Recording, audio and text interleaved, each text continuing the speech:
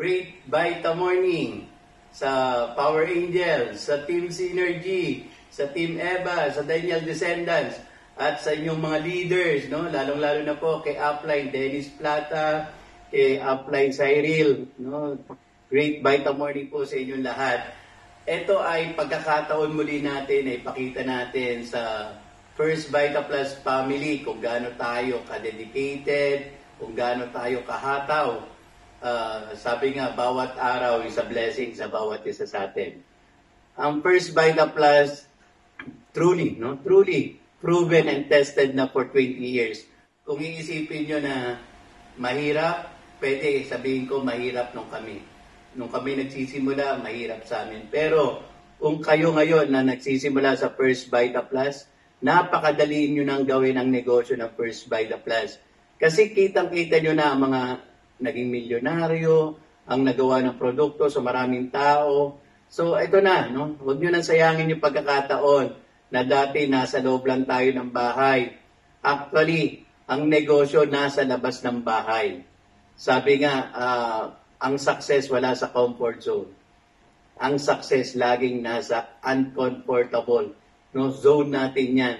Ang malalaking isda, hindi mo mahuhuli yan sa pangpang, mahuli mo yan sa laot. So, ganun din sa First Vita Plus. Ako ho, ang naging sikreto ko lang, simple lang. Pay now and play later. Rather than play now and pay later. Mahirap po, wala naman madali eh. Pero, lahat naman ng hirap, lahat ng pagod, lahat ng puyat, pagdating ng araw, ikikwento mo na lang yan. Ang masarap kasi, no, yung success mo, talagang dumaan ka sa hirap. Walang shortcut, walang magic, walang swerte sa larangan ng negosyo ng First Vita Plus. At ito po ay hindi overnight.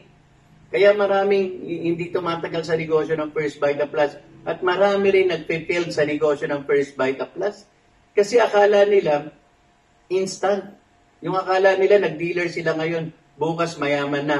Hindi pwede mangyari yon. Kaming mga nauna, grabe, we took 10 to 15 years bago kami naging ganito, no? So, ganun din. Okay lang naman yung 10 taon, okay lang yung 15 taon.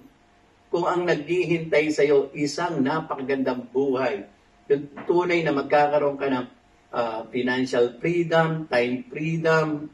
No? Sa labas, mahirap. Kaya nga, huwag niyo sayangin yung pagkakataon. 2022, lahat ng blessing na preempt lang yan, tandaan nyo. Ibig sabihin, naharang lang yan eh. Hindi naman nawala, naharang lang yan.